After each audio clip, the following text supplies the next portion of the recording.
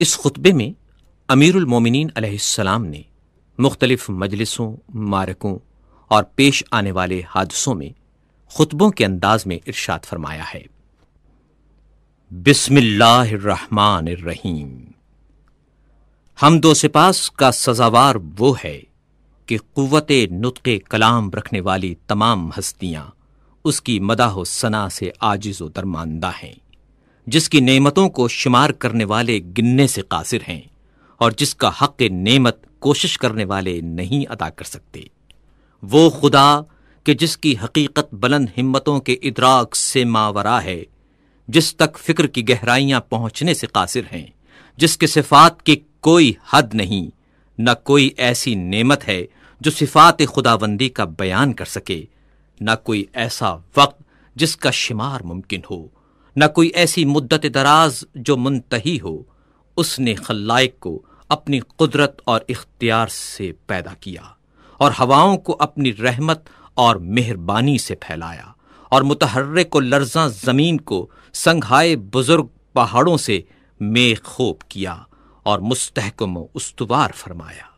دین کی پہلی بنیاد خدا کی معرفت ہے، اور معرفت کا کمال اس کی تصدیق ہے، اور کمال تصدیق توحید ہے، اور کمال توحید اس کو ہر چیز سے برتر ماننا ہے۔ یہ کمال اخلاص صفات کی ذات سے نفی ہے، کیونکہ ہر صفت غیر موصوف ہے اور ہر موصوف غیر صفت ہے۔ جس نے اس کی توصیف میں ذات کو صفت زائد سے ملایا، اس نے گویا ذات الہی میں دوئی پیدا کی، اور جس نے دوئی پیدا کی اس نے گویا اس کی ذات میں تقسیم مانی، اور جس نے ذات الہی میں تقسیم مانی وہ نادان ہے، اور جس نے نادانی کی اس نے خدا کی طرف اشارہ کیا، اور جس نے اشارہ کیا اس نے اسے محدود کر دیا، اور جس نے یہ پوچھا کہ خدا کس چیز میں ہے اس نے گویا کسی چیز کے ضمن میں اسے قرار دیا، اور جس نے سوال کیا کہ وہ کس چیز پر ہے تو اس نے دوسرے مقام کو اس سے خالی تسلیم کر لیا۔ خداوند تعالی ہمیشہ سے موجود ہے مگر حادث اور نوپید نہیں۔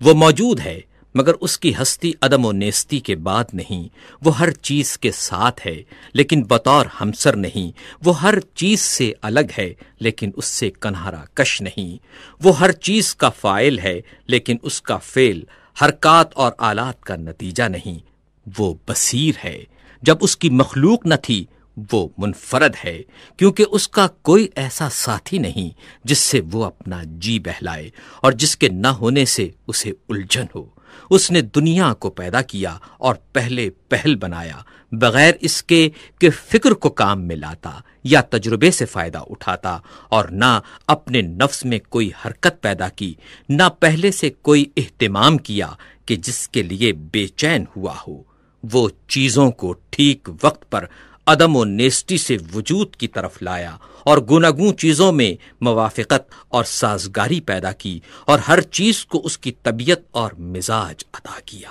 اور ان طباع کے لیے شکل و صورت معین کی۔ وہ ان کی ابتدا اور آغاز سے پہلے ان سے واقف تھا۔ اس کا علم ان کے حدود اور انتہا کو محیط تھا، ان کی حالت اور پوشیدہ کیفیت سے آشنا تھا۔ پھر خدائے بزرگ و برتر نے زمین و آسمان کے درمیان اور جوا، فضا و اطراف اور شگوفوں میں شگاف اور آسمان سے دھلی ہوئی ہوا پیدا کی۔ اس جوا فضا میں متلاطم پانی جاری کیا جس کی موجیں بڑھ بڑھ کر بلند ہو رہی تھیں۔ اس پانی کو باد تند کی پیٹھ پر سوار کیا جو ہر چیز کو متزلزل کیے دیتی تھیں۔ ہوا کو حکم دیا کہ وہ پانی کو گرنے سے روکے اور اسے پانی کے زور پر مسلط کر دیا، اور اسی ہوا سے پانی کی حد بندی کر دی۔ ہوا کا دامن دور تک پھیلایا تھا اور پانی اس کے اوپر اچھل رہا تھا۔ پھر خدا نے ایک ایسی ہوا چلائی جو خشک تھی اور اسے پانی کے ساتھ ساتھ کر دیا۔ اس کی رفتار بہت تیز تھی۔ خدا نے ہوا کو حکم دیا کہ اس پانی کو حرکت دیتی رہے اور موجوں کو ابھار کر اوپر کی طرف پھینک دے۔ ہوا نے اس پانی کو اس طرح متھا جیسے مشک میں دودھ متھا جاتا ہے، اور یوں یہ پانی کے نچلے حصے کو اوپر کی طرف پلٹانے لگی اور ساکن کو متحرک سے ملانے لگی، یہاں تک کہ پانی کی چوٹی بلند ہو گئی اور تہ بتہ پانی پر پھبن اٹھایا، اور پھر اس پانی کو شگاف دی ہوئی اور کشادہ فضا میں بلند کیا، جس سے 7 آسمان بنائے، آسمان زیریں کو ایک جمی ہوئی اور رکی ہوئی موج قرار دیا، اور آسمان بالا کو ایک محفوظ چھت اور بنائے مرفوع بنا دیا، آسمان کو بغیر کسی ستون کے روکے اور بغیر میخ کے اپنی جگہ پر قائم رکھا۔ پھر خدائے بزرگ و برتر نے اس آسمان کو چمکتے ہوئے ستاروں اور دمکتے ہوئے تاروں سے مزین کیا، اور اس میں چراغ نور افشاں یعنی خورشید و ماہ درخشاں کو رواں دواں کیا۔ یہ ساری چیزیں گھومتے ہوئے آسمان، رواں دواں چھت اور لوح متحرک میں تھیں۔ پھر خدا نے بلند آسمانوں کے بیچ میں شگاف دیا اور ان خلاؤں کو فرشتوں کی مختلف قسموں سے پر کر دیا۔ ان فرشتوں میں کچھ حالت سجدہ میں ہیں، رکوع نہیں کرتے، کچھ مصروف رکوع ہیں اور کھڑے نہیں ہوتے۔ ان میں ایک گروہ صف بستہ کھڑا ہے جو اپنی جگہ سے ہلتا تک نہیں۔ کچھ وہ فرشتے ہیں کہ تسبیح خوانی میں مصروف ہیں مگر ذرا نہیں تھکتے۔ یہ تمام ملائکہ ایسی غیر مادی ہستیاں ہیں کہ ان پر آنکھوں کی نہ نیند چھاتی ہے، نہ عقلوں کی بھول چوک کا غلبہ ہوتا ہے، نہ بدنوں کی سستی طاری ہوتی ہے، نہ بھول چوک کی غفلت کا اثر طاری ہوتا ہے۔ انہی فرشتوں میں ایک قسم کے وہ ہیں جو خداوند متعال کی وحی کے امین ہیں، اس کے پیغمبروں اور رسولوں کے پاس پیامبر بن کر اور احکام و فرامین الہی لے کر آتے جاتے ہیں۔ انہی میں ایک قسم ان فرشتوں کی بھی ہے جو اس کے بندوں کے نگہبان اور اس کی جنتوں کے دربان ہیں۔ ان میں بعض ایسے فرشتے ہیں کہ جن کے قدم زمین کے طبقات زیریں میں گڑے ہوئے اور گردنیں بلند و بالا آسمان سے نکلی ہوئی، اور ان کے اجسام اطراف عالم سے نکلے ہوئے ہیں، اور عرش الہی کے پیالے سے ان کے کاندھے ملے ہوئے ہیں، اور ہیبت و عظمت انوار الہی سے ان کی نگاہیں جھکی ہوئی ہیں، اور عرش کے نیچے وہ اپنے پروں میں لپٹے کھڑے ہیں۔ ان کے اور دوسرے ملائکہ کے درمیان حجاب ہائے عزت و پردہ ہائے قدرت پڑے ہوئے ہیں۔ یہ فرشتے اپنے رب کا تصور صورت کشی سے نہیں کرتے، نہ اوصاف خلائق کو اس کے اوپر جاری منطبق کرتے ہیں، نہ اسے کسی مکان میں محدود کرتے ہیں، نہ امثال و نظائر سے اس کی طرف اشارہ کرتے ہیں۔ امیر المومنین علیہ السلام نے تخلیق آدم کے متعلق خطبہ دیتے ہوئے ارشاد فرمایا، پھر جب خداوند متعال آسمان و زمین، خورشید و ماہ و سیارگان پیدا کر چکا، اس نے جائے سنگلاخ و ہموار زمین، شور اور ارض خاکی سے جو قابل کاشت تھی پارائے خاکی اکٹھا کیا، اس کو پانی میں سانا تاکہ وہ خالص اور پاکیزہ ہو جائے، پھر اسے تری سے گوندھا یہاں تک کہ زمین کے عناصر ایک دوسرے میں پیوست ہو گئے۔ اس سے خدا نے ایک صورت پیدا کی، اس میں کچھ ٹیڑھی ہڈیاں تھیں، اعضا تھے، جوڑ تھے، پٹھے تھے۔ اسے ایک خاص مدت اور مخصوص وقت تک اسی طرح رکھا، یہاں تک کہ وہ سوکھ کر خشک ہو گئی اور سخت ہو کر کھنکھناہٹ دینے کے قابل ہو گئی۔ پھر خدا نے اس میں اپنی روح پھونک دی، اب ایک ایسا انسان پیدا ہو گیا جو ذہین ہے اور ذہن سے کام لیتا ہے، جو صاحب فکر ہے اور فکر کو کام میں لاتا ہے، جو صاحب اعضاء و جواہر ہے اور ان سے خدمت لیتا ہے۔ وہ اپنے اعضاء کو جس طرح چاہے جنبش دیتا ہے، صاحب فہم و فراست ہے، حق اور باطل میں تمیز کر سکتا ہے۔ وہ چکھنے کی حس کا مالک بھی ہے اور سونگھنے کی حس کا بھی۔ وہ رنگ اور جنس میں امتیاز کر سکتا ہے، مختلف رنگوں کی مٹی سے بنا ہوا، ان اخلاط سے ترتیب دیا ہوا جو ایک دوسرے سے معارض ہیں، گرمی سے بھی اور سردی سے بھی، تری سے بھی اور خشکی سے بھی، اندوہ و خوشحالی سے بھی۔ خدا نے یہ مخلوق پیدا کی اور آدمی نام رکھا۔ پھر خدا نے فرشتوں سے چاہا وہ اس کی امانت کا حق ادا کریں اور انہیں اپنے عہد و وصیت کی جانب متوجہ کیا کہ آدم کو سجدہ کریں اور اس کی عظمت و بزرگی کے سامنے سرے نیاز خم کر دیں۔ چنانچہ خدا نے حکم دیا، اے فرشتو آدم کو سجدہ کرو۔ سب نے سجدہ کیا سوائے ابلیس کے، جسے آدم کو سجدہ کرتے ہوئے غیرت دامنگیر ہوئی اور اس پر شقاوت طاری ہو گئی۔ اپنے آگ سے پیدا ہونے کا خیال کر کے اس نے غرور کیا اور مٹی کے بنے ہوئے آدم کو حقیر و کم مایا جانا۔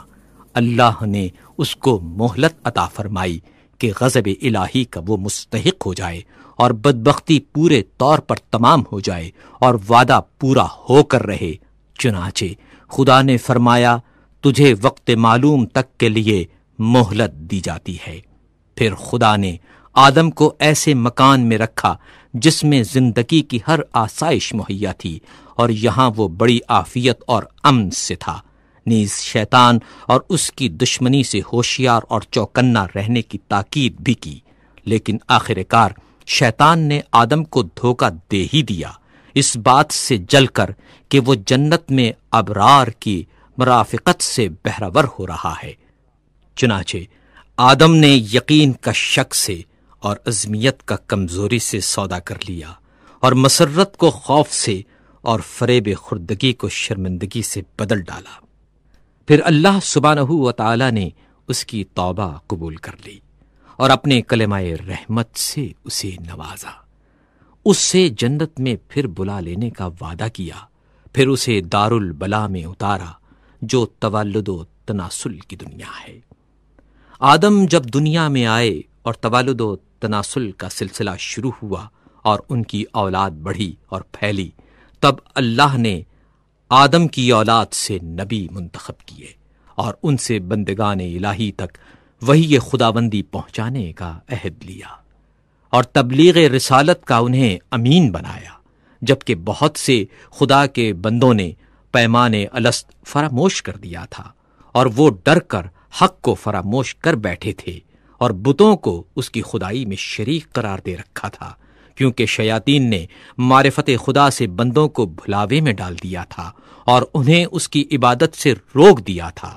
پس خدا نے ان میں لگاتار رسولوں کو بھیجا تاکہ وہ خدا کے بندوں سے عہد الست کا حق ادا کرائیں اور اس کی فراموش کردہ نعمتوں کو یاد دلائیں اور تبلیغ کر کے محبت قائم کریں، اور ان عقلوں میں جو وہم اور شک کے گرد و غبار میں دفن ہو گئی ہیں پھر سے ابھار دیں اور چمکا دیں، اور وہ نشانیاں جو سروں پر چھائے ہوئے آسمانوں میں ہیں انہیں دکھائیں، اور جو فرش زمین میں ہیں انہیں سمجھائیں، اور انہیں بتائیں کہ کیونکہ اچھی باتوں سے زندگی اچھی بنتی ہے، اور مہلت کیونکہ انہیں فنا کے گھاٹ اتار دیتی ہے، کیونکہ رنج و غم کی کثرت انہیں بوڑھا بنا دیتی ہے، اور کیونکہ آفات و حوادث کا تو اثر ہوتا رہتا ہے۔ خدا نے اپنی مخلوق کو کسی نبی، مرسل یا نازل شدہ کتاب یا حجت لازمہ یا راہ روشن کے بغیر نہیں چھوڑا۔ وہ رسول کہ جن کے ہاں تعداد کی کمی تبلیغ رسالت میں کوتاہی کی موجب نہیں ہوتی، اور نہ جھٹلانے والوں کی کثرت انہیں کچھ نقصان پہنچاتی ہے۔ کچھ رسول آئے جنہوں نے پہلے والے رسولوں کی خبر دی اور بعد میں آنے والوں کی تصدیق کی، یوں ہی قرن گزرے اور صدیاں بیت گئیں اور زمانے گزرتے رہے اور آباء و اجداد آئے اور گئے، ان کی نسلیں گزریں، یہاں تک کہ خداوند قدوس نے محمد صلی اللہ علیہ وآلہ وسلم کو بھیجا تاکہ اس کا وعدہ پورا ہو جائے اور اس کی نبوت ختم ہو جائے۔ انبیاء سے اس نے اس رسول صلی اللہ علیہ وآلہ وسلم کے بارے میں عہد لے لیا تھا، ان کی علامتیں مشہور اور ولادت باعزت ہے۔ جب حضرت صلی اللہ علیہ وآلہ وسلم تشریف لائے تو دنیا میں ملل متفرقہ اور اقوام منتشرہ کی کثرت تھی۔ مختلف فرقے تھے، بعض وہ کہ خدا کو بندوں سے تشبیہ دیتے تھے اور اسے مخلوقات کی طرح جانتے تھے، بعض وہ تھے جو اس کے نام میں تحریف کرتے تھے جو اس کی ذات سے کوئی تعلق نہیں رکھتے تھے، کچھ ایسے جو اس کے علاوہ کسی غیر کے لیے رائے دیتے تھے۔ رسول صلی اللہ علیہ وآلہ وسلم نے انہیں گمراہی سے ہدایت کی طرف نکالا، انہوں نے انہیں جہالت سے بچایا۔ پھر خدا نے چاہا اپنے رسول صلی اللہ علیہ وآلہ وسلم سے ملاقات کرے، وہ اپنے رسول صلی اللہ علیہ وآلہ وسلم سے راضی تھا۔ اس نے اپنے رسول کو اس بات سے ماورا سمجھا کہ وہ دنیا میں رہے اور اس کی سختیاں سہے، لہٰذا اسے کرامات اور بزرگی کے ساتھ اٹھا لیا صلی اللہ علیہ وآلہ وسلم۔ پھر حضرت صلی اللہ علیہ وآلہ وسلم نے تم میں وہی چھوڑا جو اور انبیاء نے اپنی امتوں میں چھوڑا تھا، کیونکہ گزشتہ انبیاء نے اپنی امتوں کو یوں ہی بغیر کسی روشن راستے اور مستقل نشانی کے نہیں چھوڑا تھا۔ تمہارے رب کی کتاب اب رسول صلی اللہ علیہ وآلہ وسلم کی وفات کے بعد تمہارے پاس ہے۔ رسول اللہ صلی اللہ علیہ وآلہ وسلم نے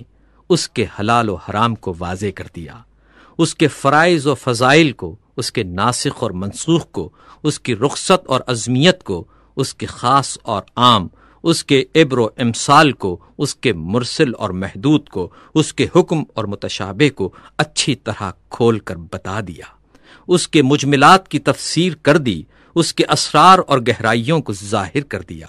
ان میں ایسے میثاق بھی ہیں جن کے جانے بغیر چارہ نہیں، اور ایسے بھی ہیں جن سے بندے اگر نا واقف رہیں تو کوئی کام نہیں رکتا۔ وہ بھی بتایا جس کا فرض ہونا کتاب قرآن حکیم سے ثابت ہے، اور وہ بھی جس کا منسوخ ہونا سنت رسول سے واضح ہے۔ وہ باتیں بھی بتائیں جن کا اختیار کرنا از روئے سنت واجب ہے، اور کتاب قرآن میں اس کے ترک کرنے کی رخصت ہے، نیز یہ بھی کہ کیا چیز وقتی حیثیت سے واجب ہے مگر آئندہ زمانے میں ان کا واجب ہونا ضروری نہیں رہا۔ پھر محرمات کی تقسیم ہے، ان میں کچھ ایسے کبیرہ ہیں جن کے ارتکاب پر کتاب الہی نے جہنم کی آگ سے ڈرایا ہے،